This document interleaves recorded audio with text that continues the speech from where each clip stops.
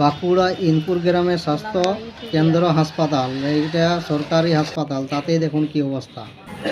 এটা হলো রক্ত পরীক্ষার রুম, এখানে সব কিছু পরীক্ষা করা হয়, কিন্তু এখন আর রক্ত পরীক্ষা করে না, এখন এই পাশে সব কিছু টাকা দিয়ে পর করতে হয়। কি বলছে এরা? এটার মধ্যে ডাক্তার নার্স সবাই জড়িত আছে, ওষুধপত্র দেয় এবং কিছু ওষুধ কিনতে বলে দেয় বারবার।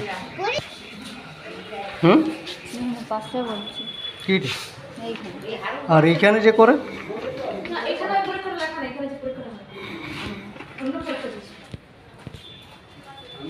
বাহ, পাশে ওখানে তো পয়সা নেবে।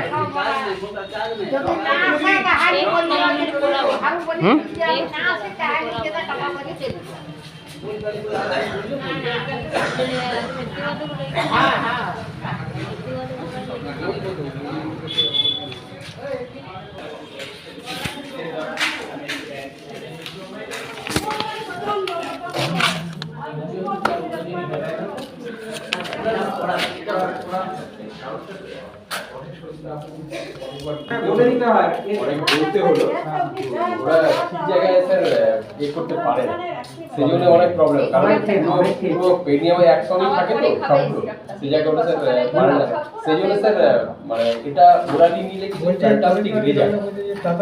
মানে আজকে একজন ডাক্তার আমাকে ফোন করছিলেন, বলছে আমি অনলি ওইটা দিয়ে ট্রিটমেন্ট করেছি, ভালো রেজাল্ট পেয়েছি।